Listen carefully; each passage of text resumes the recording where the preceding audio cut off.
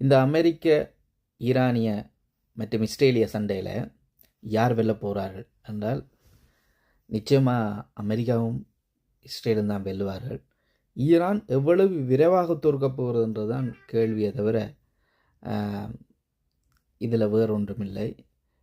இன்னொரு பிரச்சனை என்னென்னா, சுற்றி இருக்கிற எண்ணெய் கப்பல்கள் அந்த எண்ணெய் போக்குவரத்தை பாதிக்கிறபடி ஈரான் அரபு நாடுகளுக்கு தொடர்ச்சியாக தாக்குதல் நடத்தி கொண்டிருக்கிறது.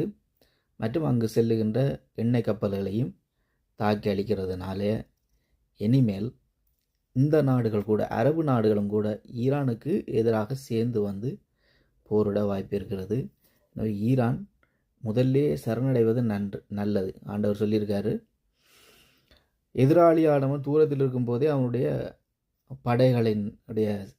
அவனுடைய ஸ்ட்ரென்த்தை பார்த்து அதுக்கு முன்னாலே நீ சமாதானத்துக்குரியவளை பேசி அவனோடு சரணடைவது நல்லதுன்னு சொல்லி.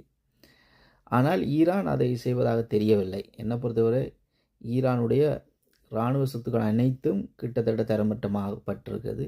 ஈரான் வச்சு கொண்டிருக்கிறது வெறும் அந்த ஏவுகணைகளை வைத்து அப்பப்போது மறைவாக இருந்து ஏவி கொண்டிருக்கிறார்கள். அதுவும் கூட இப்போது அதிகமாக அளிக்கப்பட்டு வருகிறது.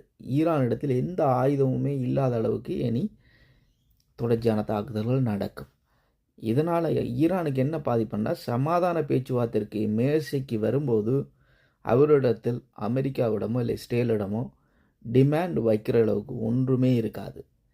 இப்போதே அவர்கள் சரணடைந்து இப்போதே அவர்கள் பேச்சுவார்த்தை மேசைக்கு சரியான தீர்வு திட்டங்களை எடுத்தால் நல்லது. அங்கே இருக்கிற எண்ணெய் சுத்திகரிப்பு ஆலைகள் மீது அமெரிக்கா மற்றும் இஸ்ரேல்கள் போட்டிருந்த குண்டு காரணமாக அங்கே தார் மழை, கருப்பு மழை பெய்கிறது. அதனால் ஈரானிய மக்கள் அதிகமாக பாதிக்கப்படுகிறார்கள். இந்த போரினால் இஸ்ரேலிய மக்களை விட ஈரான் மக்கள்லாம் அதிகமாக பாதிக்கப்படுகிறார்கள்.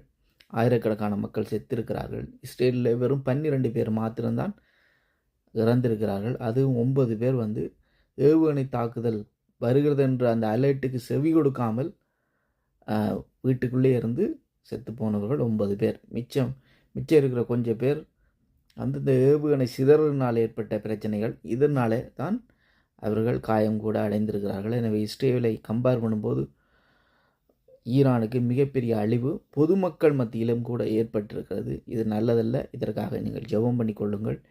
ஈரான் விரைவில் சரணடைந்து அந்த மக்களை பாதுகாக்க வேண்டும் என்பதுதான் இதில் இருக்கிற முக்கியமான அறிவித்தல். God bless you guys.